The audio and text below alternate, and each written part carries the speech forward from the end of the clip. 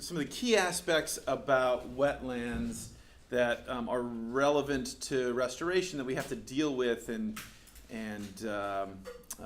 contend with in almost every wetland that we deal with in our modern era. So let's start talking about that. I want to start off with some examples first. This is Hurricane Katrina right before it, not right before, but a little bit before it makes landfall in Louisiana and then goes basically right near New Orleans. This was a Category 5. By the time it gets to New Orleans, Lake Pontchartrain, it's more a Category 1. But increasingly, we hear about wetlands in the context of disaster, in the context of a challenging management situation. And because this is a restoration ecology class, right? If it was a perfect, pristine, awesome wetland, we probably wouldn't care too much about it, right? We're going to places that need help, that need repair, that need attention. So this is oftentimes on our plate. So this is after Hurricane Katrina, and you can see a lot of this damage. This is here in the U.S. We'll see some examples of other sites in a second. But all of this damage is occurring in either what is a wetland or what was formerly a wetland, what geomorphologically, ecologically wants to be a wetland. And for political and cultural reasons, we've decided, no, we don't want that to be a wetland. We want it to be a something else, typically a place where humans dwell. And so therefore, we're going to change it, and we think we're super smart and no problemo. And the challenge of Hurricane Katrina, the challenge is we're Legion, and we still are recovering. If you guys are interested, you guys should consider coming with us on our annual trip this spring to New Orleans. But the point is, I think this is a fantastic window with which to gaze upon the future of coastal sites around the world. So for all the craziness and all the insanity and the horror and injustice and everything that happened with Hurricane Katrina, we're going to be seeing this across the globe more and more frequently. So I would argue that from the larger perspective, the global perspective, Katrina should be an eye-opener about how we treat our wetlands and about some of the challenges that we'll necessarily have to face given the realities of our world today. So obviously that's Louisiana. We can talk about that, but this is not limited to just North America. So this is obviously after the after the Japanese tsunami. So this town, there's a tsunami coming into this town, right? Now, tsunamis aren't limited to wetland areas, but there is no buffer here, right? There's no buffer. This should be going through, the waves should be going through a mangrove, a coastal swamp, something like that, and then up to like a slightly higher area. We've built right up to the edge. So when we do have these natural disasters, we don't have anything in between say, water and the residents. This is not a one-off thing in any one country. We also see this happening, for example, in the wake of, some people call it Hurricane Sandy. Was technically not a hurricane because it wasn't named, but Superstorm Sandy, whatever you want to call it, same idea. Now this is Hoboken, New Jersey. This is, obviously just like New Orleans and other of our coastal cities, highly developed, highly urbanized, but the water doesn't care, right? So here comes the waters when the storm is coming by, and the city goes subtidal, basically, right? Again, if this were a wetland that it wants to be, right, the area right near here is called the Meadowlands, right? It's the water-like areas. Right? That's what these places want to be. So the fact that we tweak them gives us more challenges in their wake. While it's important to say that these are huge problems for us, very expensive for us, people die for us, it pales in significance to what's happening around the planet and what will be happening with increasing frequency around the planet. So let's take a look at Jakarta, the capital of Southeast Asia's largest economy. So that's water today right there, right? Brought to its knees because of rising floodwaters. Cars have broken down, and motorcycles This is 3 years have been ago. left stranded in roads that have turned into rivers. Jakartans are used to dealing with floods. This happens every year because of the torrential rains.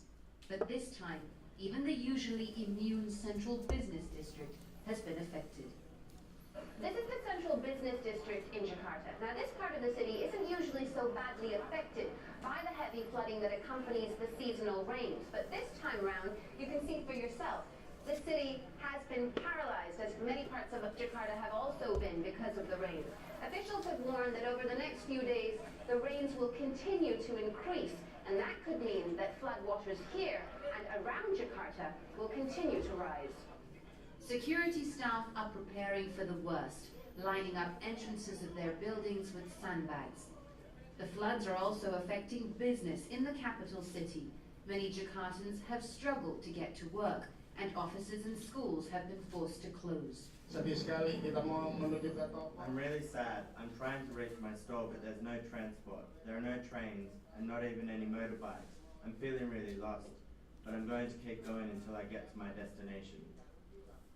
Jakarta is no stranger to natural disasters. In 2007, dozens died because of heavy flooding, and more than 300,000 people were evacuated from their homes. But people here complain that the government hasn't done enough to upgrade the infrastructure in the city and protect its citizens from what could be an avoidable calamity. Karishma Vaswani, BBC News, Jakarta. So we have a lot of challenges with these wetland systems, and in places like Indonesia, it's a whole host of problems. So as difficult as it is for us to do this here in the States, it's just so much more complicated elsewhere, primarily because of the lack of funding and fiscal resources that folks can bring to bear to deal with these things. And for us, we typically, benefit from being close to the coastal zone. In many of these other areas around the world, people have no choice. They don't benefit. That's the entirety of their life. Their food, their waste system, their water system, everything is right there. So the stakes are much higher, and the resources are worse. Before we go on, I don't want to bum everybody out and say that wetlands are all evil. So I want to look at a couple quick short videos just saying how cool wetlands can be.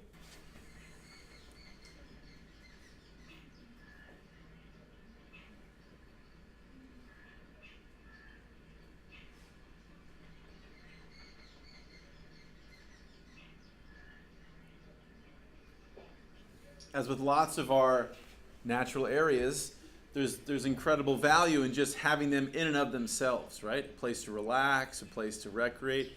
To say nothing of the habitat for species, all these other ecosystem services that we benefit from, etc. So I wanted to show you this one. So these are some images of some of our Pacific Northwest wetland areas. Incredible rivers. Incredible communities built up around these rivers and riparian buffers. Wonderful abundance of life that we see in wetlands, oftentimes higher productivity than the surrounding communities. And a lot of that has to do with the distribution of water and other material and energy flows in and around wetlands. So again, wetlands are awesome places. They're really, really cool. They're really, really fun. So we both need to restore them because we're messing with them, but it's important to remember that they have value in and of themselves, and we should be celebrating wetlands as well. But that has not been the history of our species. The history of our species is to make these places seem like devil places, to seem like evil places, to seem like places we don't want to be. Let's talk about the systems that we know as wetlands. I refer to wetlands as not systems. The NOT, not KNOT, but NOT systems. That's because they're frequently not the other thing that people study. They're not terrestrial, but yet they're not marine or not fully aquatic. They tend to be extreme places. They tend not to be mild, even though we just saw some cool images and you can chill out and hang out there on a nice sunny day. They're not necessarily species rich. They might be, but they're not necessarily species rich. That's from the ecosystem perspective. I should say they're not species rich on a per unit area basis. Aggregate, they might be. From a perspective of Joe Blow living in Camarillo or wherever, they're not easily buildable, so they're hard to do construction on. They're muddy, they sink, we try to walk in them and we fall down and hurt our ankles and stuff like that. They're not easily traversed. So even if you don't want to build on them, if you just want to go through them, they're difficult to simply navigate for we humans. We have this long tradition of viewing wetlands as sick places, dangerous places, not healthy places. Areas where you would catch a contagious disease, let's say, by going near them or spending time in them. And ultimately, all that adds up to, historically, people have viewed these areas as not usable. So in other words, wasted space. So we have the term reclamation. We apply that to deserts. We apply that to wetlands because we view those as wasted space, unusable space. We're going to quote unquote reclaim them by our society. They're not reclaimed, they're basically claimed if you're going to use that nomenclature. But in any event, we're going to reclaim them and put them to a good use as opposed to the wasted use that they have on their poor, pitiful existences, is the idea, right? So again, wetlands are not. We're this betwixt between. We're this not. We don't fall into the easy categories of stuff.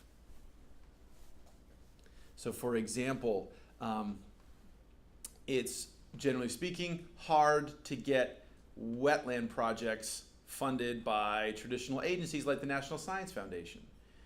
They have a division that would fund ecological research for the ocean, and a division of stuff that funds things on lands, plants and stuff like that. But wetlands, they kind of touch the ocean, so then one division says, oh yeah, no, touch salt water, we don't do that. And the others say, oh yeah, well that seems like it's, more like land than it is like water. So we see this in many different flavors that it kind of falls out of the traditional buckets that we like to put things in our society and our management buckets. Anybody have any idea what this might be? Yeah, it's a fire, good. What might be burning? Right, it is a wetland burning, but you know what's, so there's some plants burning around it, but you know what the core of this? Water. No, not water, not peat. Not gas. They might, maybe they use some gas to start it, but that's not the main thing is burning. Bodies. These are people burning. So this is a funeral pyre. So this is in wetland, a large expansive wetland in Florida in 1928, in the wake of this huge flooding that they had, and massive destruction, lots of death. So wetlands can be quite dangerous systems in the very literal sense. This leads to the picture on the lower right, which is people saying, hey, we got to start, so in the 1920s and 30s, hey, we can't do this. We can't let the river flood its banks and inundate the floodplain as rivers have done for millions of years, because that's what rivers do. That's lame. We don't like that. We have to stop that. Look, people are dying in our wetlands. Right? So the Army Corps of Engineers, fantastic, decides, well, we're going to go engineer risk away. We're going to tell you that it'll be safe to live in Belle Glade, and it'll be safe to live by the banks of the river, etc. So we start this huge effort to, in effect, eliminate wetlands and riparian buffers and to control nature. And turns out controlling and manipulating wetlands we have a long history of that. We love to do that. The Romans loved. The Romans were the first in modern sort of systematic Western world. They're the first ones to say, let's drain that swamp, right? And they were doing that, 2,000 years ago. So we have a long history of this. So on the upper left, that anybody have any idea what those guys are doing? Spraying. Yeah, good guess, DDT. It's actually, this is a predecessor of DDT. But the idea is right. The idea is, hey, there's mosquitoes here. Mosquitoes sting me, make me sick. Let's get rid of mosquitoes. So this is not. This is actually Yale University doing this. Cha-ching. This is not DDT. It's just straight up oil. So we're just spraying pure oil over the surface of this marsh. Right, so the idea there is they're trying to screw with the surface tension of the water. So the larval mosquitoes, when they're sitting there, they're floating in the water, but essentially they have a tube sticking out from them that goes up. The body of the organism is in the water, but they have a tube that goes up to the surface, and it's an air tube. That's how they breathe. And so by spraying this oil, it screws the surface tension, and it makes the water essentially more slickery, and their tubes can't stay open; they suffocate. So this is a very effective way to kill mosquitoes. The problem is you're pouring oil in your system. So there's other downsides too. But so there you go. So people have done things like let's just spray oil here, right? Probably if it was their living room and someone said, we got a problem, this oil will take care of it, the answer wouldn't be, oh, okay, then I'll spray oil all over my living room, right? But this is, again, perceived as a trash area, a dangerous area, so let's try it. Anybody know what the picture on the upper right is? Where that is? There's a quiz. I should make this a quiz next time. Much closer to us than the East Coast. San Francisco. San Francisco. What we're looking at here this is what we would call now downtown San Francisco, right here. Okay? And then we're in San Francisco, we're looking eastward, we're looking towards the San Francisco Bay. And what you see is all these look like matchsticks. These are all ships, sailing vessels. Everybody was going crazy. There's no other words for it. Crazy, crazy, crazy, gold crazy, gold crazy, gold crazy. This is before the trains, right? So to get there, the fastest way to get there is to jump on a ship, go around South America or cross in Central America and jump on a ship and come up. So ships were the main ways to get around. So all these people, who does Colin Kaepernick play for when he's kneeling in front of the national anthem? San Francisco 49ers, right? So 49ers, right? So 1849, all that gold, everybody's coming on in. Sutter's Mill, 1948, discovered. So this is just in the wake of that. So now the news has gotten to the East Coast and the rest of the world. People are, I'm going to be rich. So people start flooding into San Francisco. So many people, and everybody's so crazy that the boats sail in, anchor, everyone leaves. Sometimes the captain leaves. The crew would just leave. The guys that weren't being transported, the ship working people, they all left. So you get dozens and then hundreds and hundreds of, and these are large vessels, right? 3-masted schooners, big, giant, amazing wooden technology sailing vessels just left there on essentially the mudflats or near the mudflats. So much so that much of the early city of San Francisco was on those ships. People would either disassemble those ships for the wood, or a lot of times they just put a plank right out into the water and they make it a brothel, or they make it a bar, or they make it a store, or whatever, right? Just right there. I mean, it's crazy. So all these more boats. So these boats come in, and then we start literally strip mining the Sierra Nevada mountains, using water to erode the streams. So we have these giant, using the force of the river, take that water, put it into flumes and smaller flumes, and eventually very high pressure nozzles, just literally melting the hills away. All that melted sediment soil goes into the Sacramento River and the other rivers, and they come and they dump into San Francisco Bay. That silt now accumulates around those ships. Now they can't get out. Even if we magically pulled in 100 people to crew a ship or a group of ships, the ship is physically anchored in the mud. It's not going anywhere. So we sediment in. So we destroy a huge amount of the bay. We silt it in.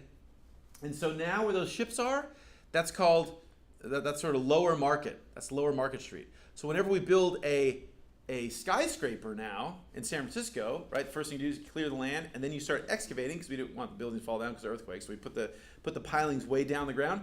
You have to hire an architectural firm because every single time you dig there, you find a ship. So the entire bottom of Market Street is covered with 150-year-old maritime archaeology. Cool. It's cool. It is cool. I mean, it's crazy. It's totally crazy. So that's another way we treat wetlands is just do that kind of stuff. We already mentioned this thing here on the right here, lower right, which is this notion of, oh my God, people are dying because of either rain-induced flooding, hurricane-induced flooding, so let's control the water. Let's not make these places flood. That was a huge thing. And then over on the lower left image here, I have a picture. Can you guys see that?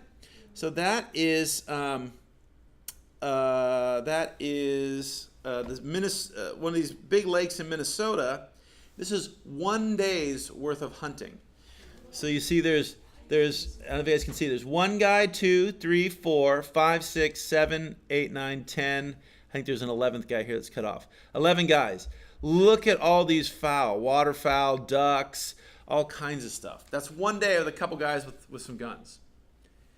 That illustrates how productive these systems can be, how much biomass they generate, how much forage they provide. Wetlands, incredibly productive systems.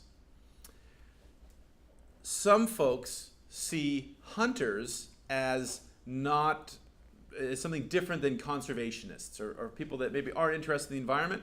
I would suggest that's totally wrong. There are, of course, jerky hunters, just like there's jerky people all around the world. But the first serious effort to conserve wetlands comes from the hunters. Comes from folks that like to, shoot ducks and eat pheasant and things like that. And they realize, oh my God, over 100 years ago, they realized, oh my God, this is messed up. Something's wrong. We are not treating this resource the way we should with respect. And in my experience, most hunters are very strong environmentalists. What we would these days classify as environmentalists. Most of them want to be able to go and shoot a deer. Most of them do not want to go to Africa and blow away lions and idiotic stuff like that. Most of them want to go hunt a deer and spend time out in nature, watching deer, hearing the wind blow, all that great stuff. So it's important to realize that we have gotten a huge amount of sustenance out of our wetlands. And at a reasonable rate, that's not a problem. If everybody, though, is going out and pulling out this much wildlife, this many organisms, then we have a problem, right? So responsible, measured extraction should be supportable. On the left is the old version of wetlands, and I would argue that's what's persisted for thousands of years. On the right is something that's relatively brand new in our culture, in our society. On the left is the traditional view of wetlands. That's a movie poster from The Creature from the Black Lagoon, and which is one of the classic monster films. Love to show it during Halloween. It's basically these white explorers are going down the river to South America, and all of a sudden they're in a dark part of the river. So, and this is all important. This is all key. The river is black. The river is dark. The river is unknown. So they go in, and then there's a monster. So there's a dangerous thing, a thing that threatens people, and is scary, is weird and different and ugly and all that kind of stuff. Comes up and attacks us. Particularly likes the woman because she can't possibly defend herself, right? She has to scream and go eek. So there's all kinds of things about this movie. But in the context of wetlands, right? That's the wetland produces the threat. The wetland is danger. On the right is one of the first issue, one of the early issues of comic book Swamp Thing. So if you haven't read Swamp Thing, and then this becomes a TV series and movies and stuff later on, but the idea here is the wetland, in this case it's in Florida, but the wetland produces something. It actually, this guy like spills chemicals on himself and like things happen. But the core of the story is what monster threat, just like in the Creature from Black Lagoon. But now we have monster threat. We have monster coming from the wetland, but now it's a helper. This is a guy that battles developer. This is a guy that battles, that fights bad guys, that fights polluters that are trying to dump stuff, right? So now we have a similarly weird-looking, different other, but that other is advocating for the wetland and advocating for the folks that want to conserve the wetland as opposed to go in, extract, take, remove, right? So very massive change there in our societal conversation. This is a long process. Most of our society is still on the left, right? But the very fact that we have pop culture things emerging that treat the wetland as maybe beautiful places or places to inspire awe, that's a massive shift in our cultural perceptions. Cool? So Creature from Black Lagoon, 1950s, Swamp Thing, 1970s, big shift. This is, so now some of you guys, or most of you guys are probably taking Cons Bio, and this is, when I used to teach it, we did this, and I believe Dr. Steele still does this sometimes. Did you guys do the LA Times poll? Yeah, okay, so this is this thing that I've been doing for like 20 years now.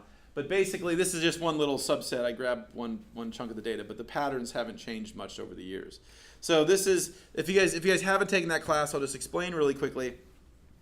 We pull in papers, and I mean now the papers are into the thousands, but basically pull in papers, we count how many news articles there are in that paper. In this case, this is just the Sundays. These are other days of the week.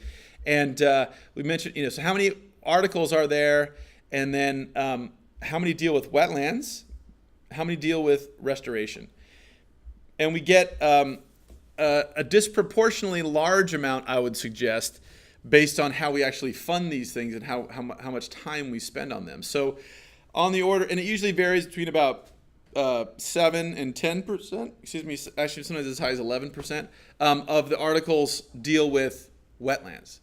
So we're talking roughly 10% of the article, any article that deals with anything about the environment in the Los Angeles Times touches on or is focused primarily on wetlands. That's huge. So what that says is that wetlands have a disproportionate interest amongst people, right, for positive and for negative, and that few articles deal with restoration, right? So that typically hovers around 5 to 7%. And so not that many people are interested in restoration. Wetlands, though, are an interesting topic. Growing in popularity, as we said. I want to talk a little bit about policy here. So this is a clip from The Daily Show back when it was hosted by Jon Stewart. So let's listen to this for a sec. Here tonight with one of our planet's most abundant renewable resources, political revenue. Last month, President Bush took time to celebrate Earth Day by visiting one of our country's most fragile habitats, the wetlands, along with his mother. He also brought a crew of photographers, several dozen Secret Service men, and a few hundred supporters.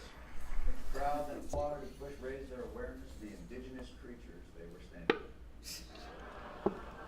Bush, known as the environmental president among the mentally insane, used the occasion to... Now you like it. Used the occasion to unveil his new wetlands policy. So today, I'm committing our government to a new policy. We will move beyond the no net loss of wetlands in America to having an overall increase of Americans' wetlands over the next 5 years. It was a bold statement, punctuated by his bold arrival at the press conference, paragliding into the wetlands and declaring, swampification accomplished. So this is important because this announcement in 2004 was a change in policy, and we just start here, but this is actually the legacy of a policy that began years and decades before. To summarize what President Bush said at that Earth Day press conference was, today I'm committing our government to a new policy. We will move beyond no net loss. We'll talk about no net loss in a second. No net loss of wetlands in America to having an overall increase of Americans' wetlands over the next 5 years. So an increase between 2004 and 2009. That's the stated goal. Cool. The problem was they achieved that by faking, basically. So, in the wake of this announcement, the administration at the time got together and essentially produced a new report. And it said, this report is good news, not only for biologists, but for all of us. A significant amount of the national wetland acreage increase has been in ponds. People like having ponds as an amenity. Even ponds that are not a high quality of wetlands are better than not having wetlands, said our Secretary of the Interior, the chief federal representative that is in charge of stewarding resources like our wetlands. Here's another clip from in the wake of that. Here's some good news. We saved the wetlands, folks. On Thursday, yeah.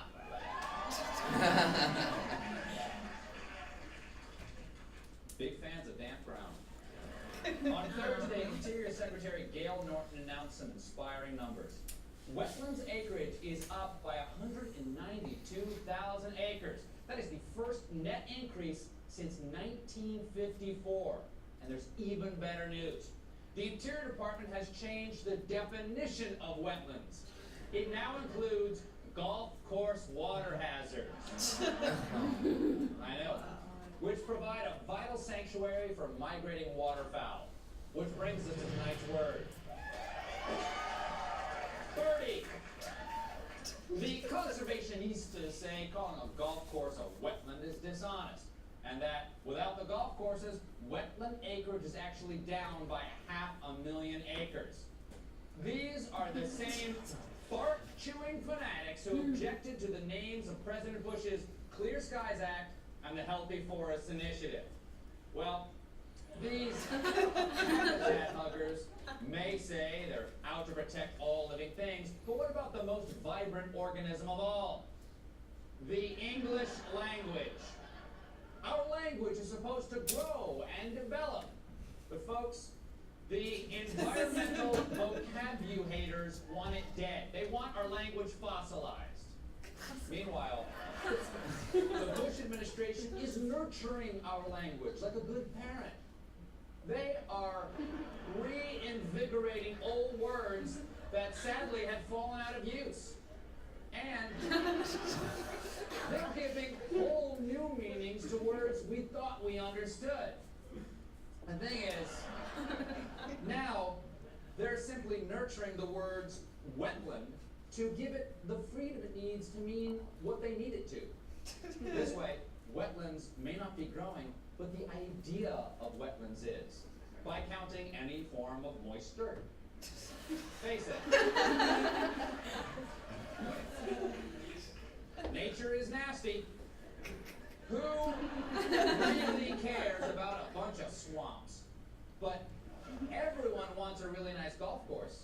If someone tried to take those away, you can bet a lot of powerful people would really make a fuss.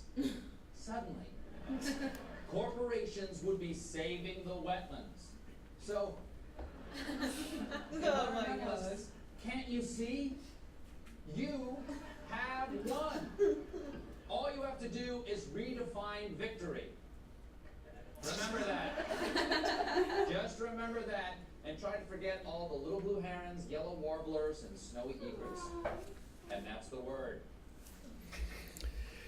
Okay, so the definition of a wetland is key, and we'll spend some time talking about what that means. But let me just go over a couple aspects there that I just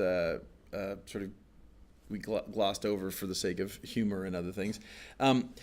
we start this active, the modern era of active draining and destruction of wetlands in the wake. Well, so we've been doing this forever, as we mentioned, but we got really serious in the wake of World War II.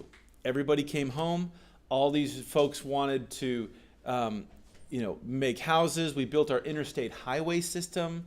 Huge amount of fragmentations of wetlands associated with that, et cetera. So we started this big, huge era in the wake of World War II. This is showing the change in wetland acre. So again, leaving aside for a second the definition of what is a wetland, we'll just assume we know what that definition is. We were losing lots and lots of wetlands early on. As we go through time, we're losing a smaller quantity of wetlands per year, per time period. Why might that be? Right, because one, we just straight up destroyed a bunch, right? So the ones right next to our town or road, we already destroyed those. So it's a little bit harder to destroy the next ones because they're farther out or what have you. So, but this is the trajectory we were on before those news clips I just showed you. So we were low and still low. Again, this is recall, this is loss of wetlands. This is not amount. This is how much we're reducing the inventory of wetlands across the U.S. In this case, this is just the lower 48 states. Then we have this slight growth period, and that seems great, right? That seems like, hey, we're adding to the amount of wetlands, and again, this is the period that goes up to 2004. And we'll come back to that in a second. Yeah, okay, we'll go to this next. Okay, so that, put a pin in that. Remember, the trajectory was on its way to growing. Okay. Let's talk again. We had that little quiz question about ecosystem services. Let's talk about what we mean by ecosystem services.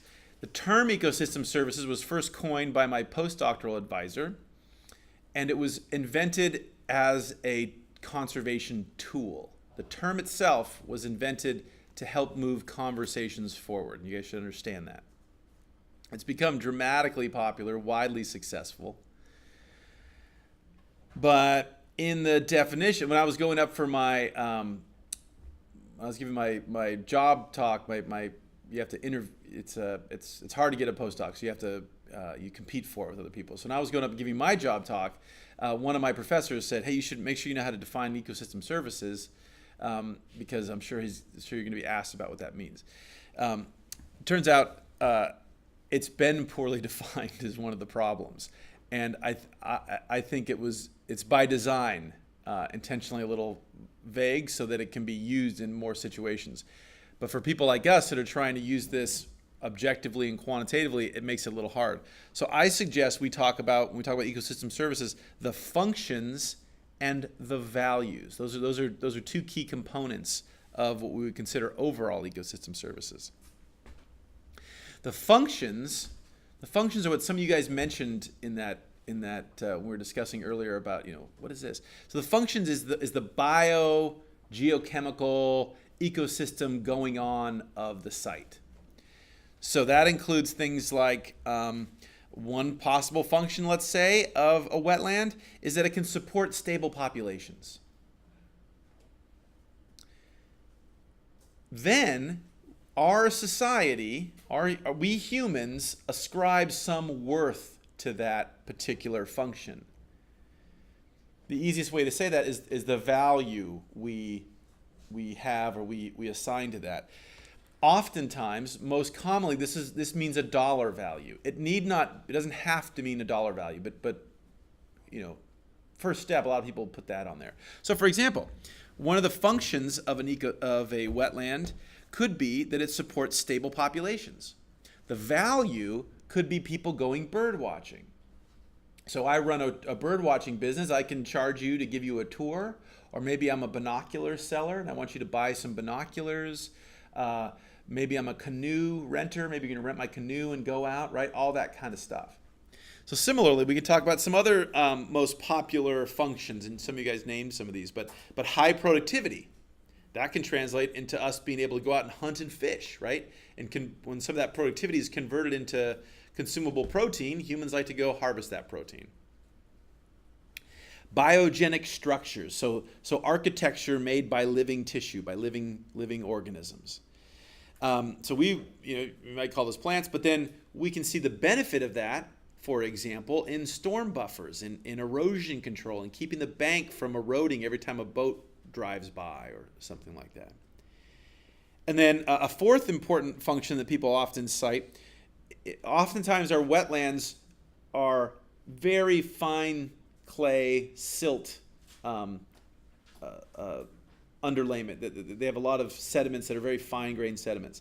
So it turns out a lot of those clay things tend to form readily form metal organic complexes, and that acts to in a sense, not suck out, but to make less bioavailable toxins like heavy metals.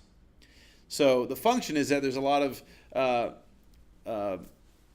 metal, organic molecules and compounds that are formed.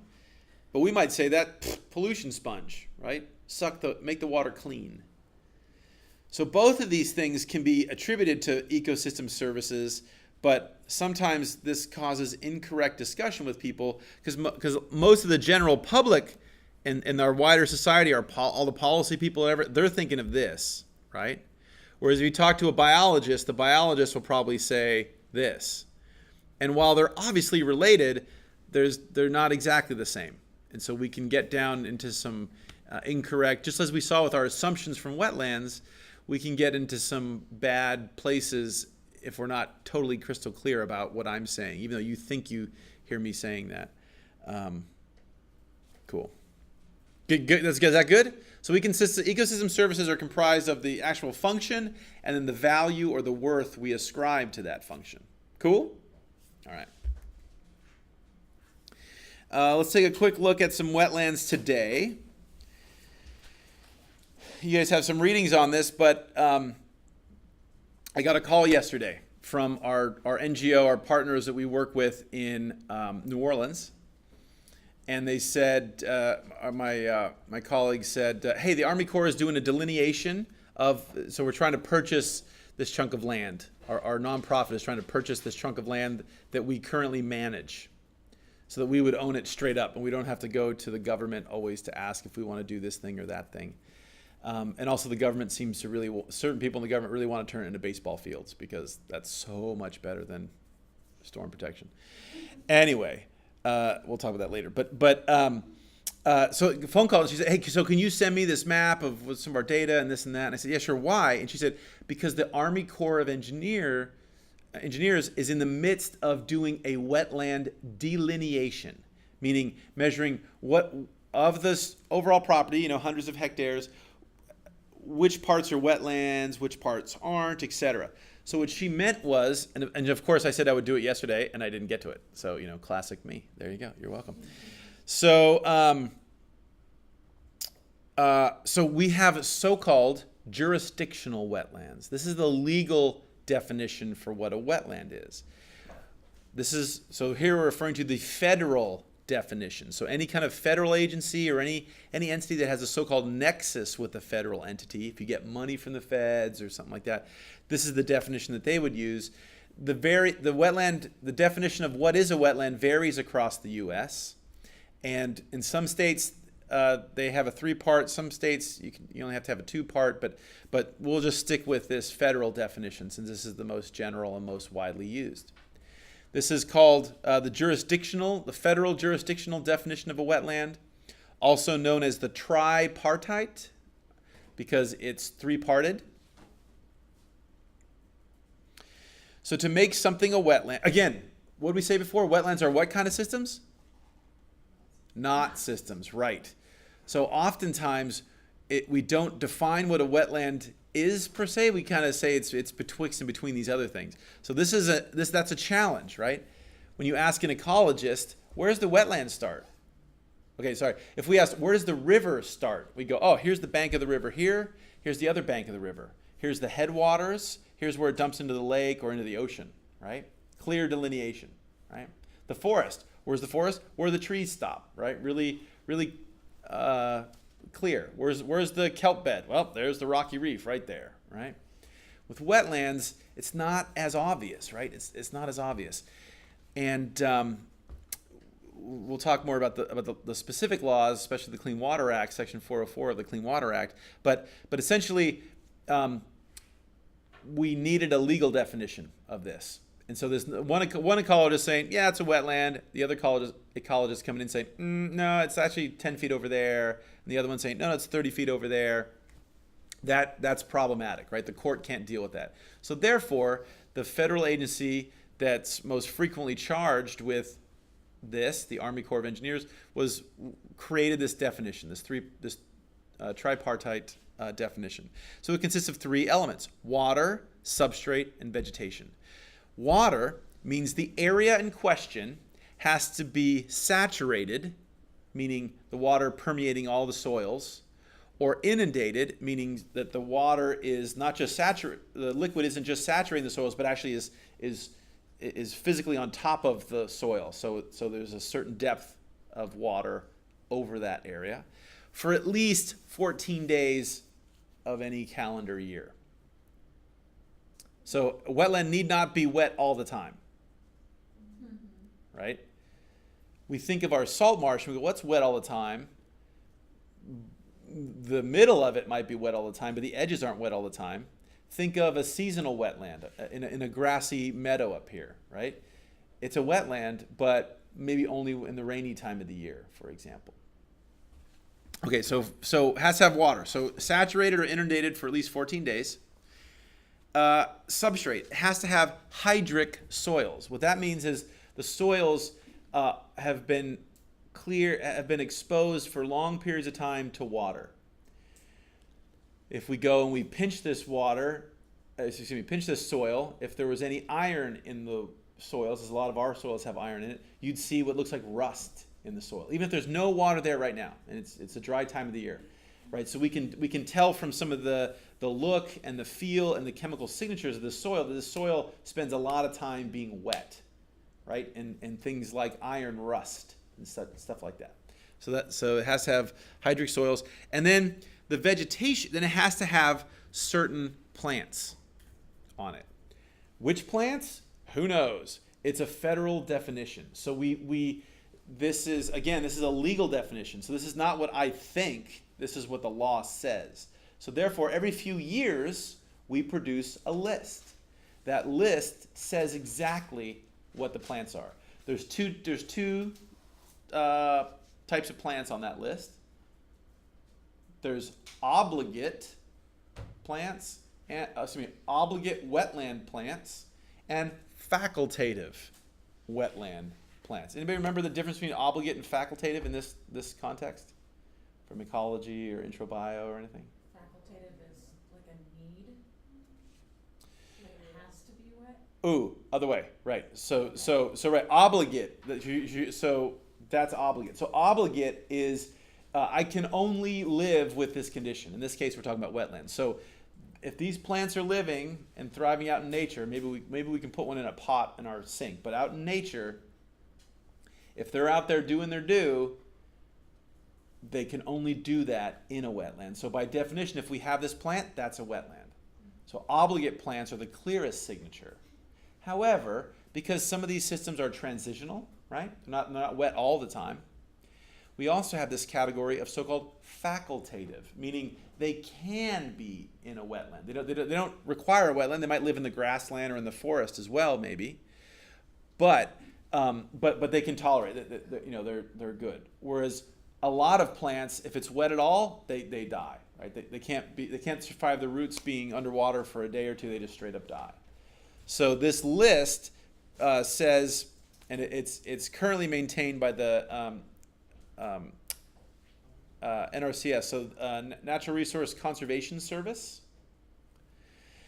And so it's, like I said, it's updated every several years, and basically they invite professor types and other scientist types. We sit down in a room and we go, okay, here's the list, and does anybody want to propose adding any, are there any new species you've discovered that you think are wetland?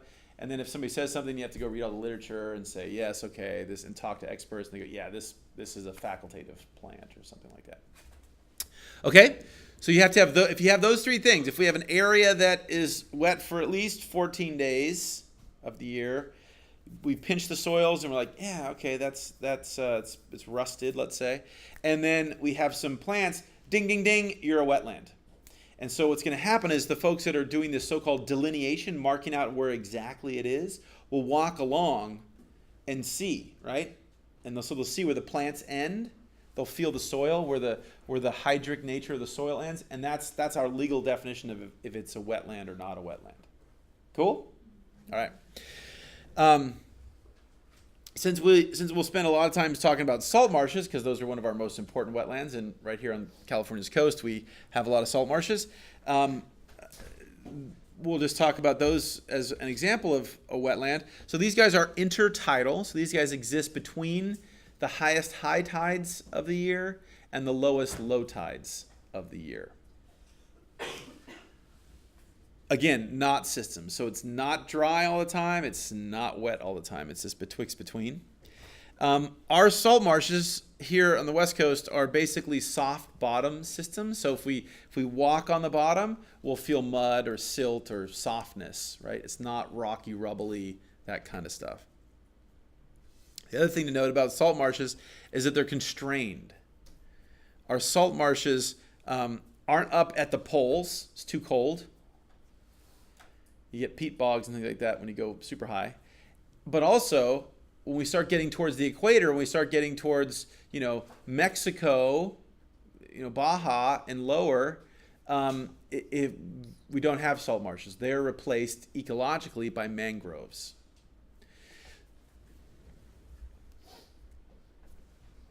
Okay, getting back to our wetland big picture. What are the issues going on in the context of restoration? Wetlands, highly productive systems. So let's have a look at this graph. So this is the different ecological communities.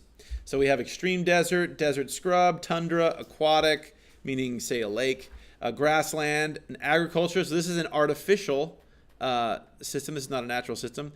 Woodlands, forest, savanna, it goes on. Okay, and that's the x-axis. The y-axis is annual productivity, expressed as grams of tissue produced per square meter per year. This should be. What the heck? This should be to the 1, not to the 2. Per year, per dry matter of the plants that are there. So what we do is we go and we harvest the ground, take all that plant tissue, put it in one of our big drying ovens, like in our lab down there, dry it out, weigh it. That's what we mean by dry matter. So the stuff that the standing biomass, the stuff we start with, okay? And then, so for example, we have 2 plots, let's say.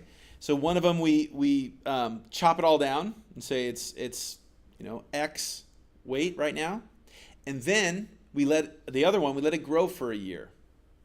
Then at the end of that year, we do the same thing. We chop it down, and so we subtract the amount of the biomass that was there to start with, and then we have that new growth, which we'll define here as productivity. Everybody with me on that? Is that cool? So it's relative to the biomass that's there. And what you see is, because otherwise, if we have a desert, right, with hardly any plants, that's lame. It's going to lose, right? But so this is a way to make a fair comparison between a desert that might not have a whole lot of plant biomass and a rainforest that might have a lot of biomass to start with. And this is what we see. Oh, sorry. Then this is the range of, and so this is wetlands, but right, there's many different types of wetlands. So this is actually the range. So this bar is all the different estimates from different studies. And then this is the average of all those studies. And so what you see, so what do you guys see? What's the most productive one? Wetlands, right. Wetlands, very, very productive systems. They're on the edges of things, so they're getting a lot of material flows coming in, going out. Lots and lots. That's why we see so many birds. Migratory waterfowl, for example, love wetlands because they're great places to eat. There's always going to be food there, even if you have a million birds landing in this pond, in this lake, right? So wetlands, highly productive. The only thing that comes close is kelp reefs, kelp beds, giant kelp. Those guys are incredibly productive on a per meter square basis. Those guys are really, really productive. Technically, that's an alga individual. That's not a plant per se, but still, really, really, the only thing that rivals them. And then the only thing that's even more than those two things, wetlands and kelp forests, are, any guesses? It's an artificial system. Sugarcane. So natural sugarcane, or no, not natural. No, it's not natural.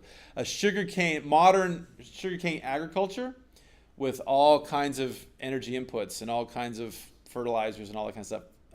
So there's problems with that. But just purely on the per acreage basis, sugarcane, most productive system on the planet when we're pouring all kinds of fertilizers on there. But as far as natural systems, wetlands are awesome.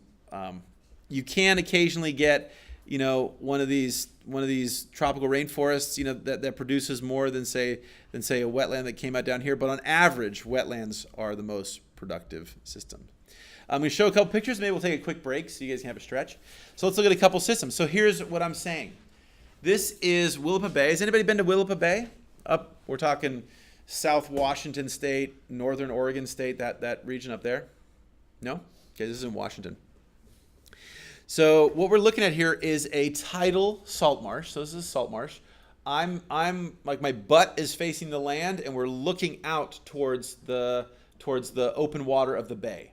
Okay, so we're looking across this little fringing area that is the freshwater source is going to be right over here to the right, and then this is the bay, which is salt water, and then the opening to the ocean is over here. So freshwater comes down this tidal channel, goes out. When the high tide's coming up, that saltwater tongue is going to push up here, etc.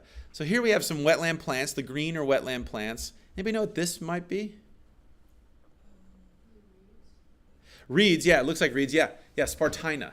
So this is a cordgrass type thing, species, not type thing. That's lame. I'll yell at my son if he said that imprecise language. So this is actually an invasive species. This is a huge problem. We'll talk more about that later. But for now, suffice it to say, this is an invasive species that's living out in the mudflats. It can do so fantastically well because wetlands are massively productive. So what we're seeing here is it's late in the season and in the growing season, and the stems are broken off, and so we have all of this biomass essentially floating around. As the tide's high, it's floating around. When the tide goes out, it's whoop, it's all dumped right here, and it's smothering, killing all this vegetation here. And this can be, I forget how thick this is. That's probably 2 feet thick of these things. This is not a little teeny layer. So that ability to produce all that biomass is evidence of a productive system. Let's do this, and then we'll actually do this, and we'll do the next slide, and then we'll pause. Okay, so here we go. It's important for you guys to understand that we are not, and we talk about coastal wetlands, we are in not the wetland hotspot of the U.S. or the world, for that matter. If you guys come with me to New Orleans, you'll see these broad, flat expanses. If you go visit some friends in North Carolina, you'll see these broad, flat expanses. If you go up see somebody up in Alaska on vacation or something, you'll see these broad, flat expanses. That's not California. Has anybody been to, say, Florida or North Carolina? Okay, so is it to the ocean side of Florida or just the land side of Florida? Okay, so did you wade out into the water? Yeah, I went to the water. I went to the wet. Okay, but you went in the ocean though. Okay, so start walking in the water. So did you immediately have to swim as soon as you stepped a toe in the water? No. Shallow, right? Shallow. So I'm taking my son's Boy Scout troop to Santa Cruz Island tomorrow for the weekend. So we go kayaking and all that kind of good stuff. So there we're launching the kayak or snorkeling or whatever. We're at the beach and it's like this. Step, step, whoop. Right? Now it's 10 feet deep, 8 feet deep, whatever. That's a West Coast phenomenon, right? We have baby coastline. We have geologically young coastline. We have up and down coastline, right? So new, mountainy. We have the Sierras, right? Up and down. Florida is a pancake. Literally, Florida is a dead coral reef. And lots of folks in this country are working very, very hard to make it subtitle again by not having adult policies towards climate change. But in any event, it's flat, right? It is flat. On our honeymoon, my wife and I, so we were going to go to Belize, but we couldn't afford to go to Belize, so we went to Florida instead. And went to, thank you. Yes, I know. Went to Everglades and stuff like that. So we're going to Everglades. This is great. And so we asked where we're going. I have all kinds of crazy stories from that trip. But so I said, hey, so where do we go? And the guy said, oh, you drive up past Mount blah, blah, blah, blah, and then turn right. I said, okay. And the cool thing about the Everglades is it's one of those, there's lots of cool things, but one of the cool things about is that it's a national park that doesn't have a gate. So you can go in at daytime, at dusk, at nighttime, and so there's all kinds of fun things you can do there at night. But so we're going there at night, and so I'm driving, so there aren't a lot of people around, right? And I'm driving, and I'm looking, and I'm driving, and the car goes literally like this, like thump, thump, you know, like 3-inch bump, right? Thump, thump, and I'm driving, and we're going, and my wife's like, I think you should have, turned right back there. I'm like, no, woman, you know what I'm talking about, because we're supposed to go past Mount blah, blah, blah. She goes, I think, and then it's, 5 minutes, and then it's 10 minutes, and 15 minutes, and 20 minutes. I don't think this is right. I said, I know what I'm doing. What are you talking about? I'm the wetland guy. You don't know what you're talking about. And so we go on for 25, 30 minutes, and finally stop, and we're like, this is not right. It was supposed to take us 10-minute drive to get this place. So we go back around. So it turns out I'd passed the mountain. The Mount blah, blah, blah was plus 3 feet above sea level. Right? I can stand up at the beach here and be higher than that quote-unquote mount in Florida, right? So that just shows how flat that landscape is, right? Flat. The summer 2016 flooding in Louisiana, all those folks that were experiencing that flooding, in that case, that was just rainwater hitting the ground, saturating the ground. That wasn't rivers overflowing per se. That was just the areas so flat, the water came down so rapidly, it couldn't drain fast enough. So some areas of our country are pancakes, others are jagged cliffs. We are a jagged cliff. The flat pancakey areas have lots of wetlands, right? Because the water can spread out really easily and have these miles and miles and miles of green vegetation. California, it's much more little teeny tiny pockets, right? At the toe of the hill, basically, right? So let's take a look at that. So let's look at... on my image here, again, this is for the 32.5 to 34.5 degree north latitude. Here's some different regions. So-called continental shelf. This is the area of our continent that is on the shelf. So it's not the abyssal plain. It's not the bottom of the ocean, but it's the part that's attached to our continental plate, basically. Shoal water. This would be areas that are shallow, right? So this would be areas that are always wet, right? The coral reef, that kind of thing. And then the wetland would be the areas that we would define as, again, a jurisdictional wetland. So at least at some point during the year, they could be dry under the lowest low tides of the year, etc. And then this is just of the United States of America. This is how much of how many hectares of these different communities there exist per linear kilometer of coastline. Is everybody with me on that? Okay, so we have way down deep, we have the always wet, and then we have the true jurisdictional wetland definition. The green here, the light green, is referring to the Pacific coast of the U.S., and the gray is referring to the East Coast, West Coast, East Coast. Cool? And what do we see? with all these things, we see a massive difference in the proportion of these areas and quantities of these areas as well, relative to which coast we're on, right? So when it comes to the continental shelf, the East Coast, because it is so much more flat. So again, I take a rock and throw it really hard from the beach. Who knows? It might end up in 100 feet of water, right? By the time it sinks to the bottom. You do that same thing in North Carolina, it's in like 5 feet of water, right? If that. So that's what's going on here. So we have a lot more continental shelf on the East Coast, 9 times more continental shelf than we have here on the West Coast. We have 40 times more shoal water, these shallow water reaches.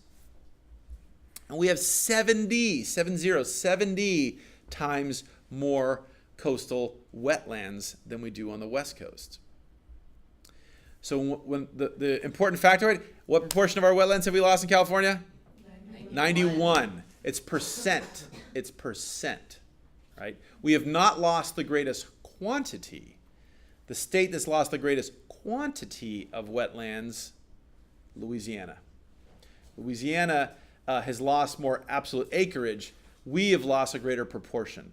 Both of those are important metrics, right? So it's not just the amount that we've lost. Louisiana folks would have you believe that. But it's also not just the proportion that we've lost, right? It's both of those things are important. Okay, so then before we take our quick break, just a really quick tour of some of the examples of wetlands that we have. So again, here's Florida. Here's the Everglades, the so-called Sea of Grass. Incredible, one of those amazing wetlands on the planet that we've been working very, very, very, very, very hard to screw up and destroy and mess up as much as possible. Here is Willapa Bay. I already just showed you a picture of that, but mud flats, classic mud flat in Washington State, so Pacific Northwest.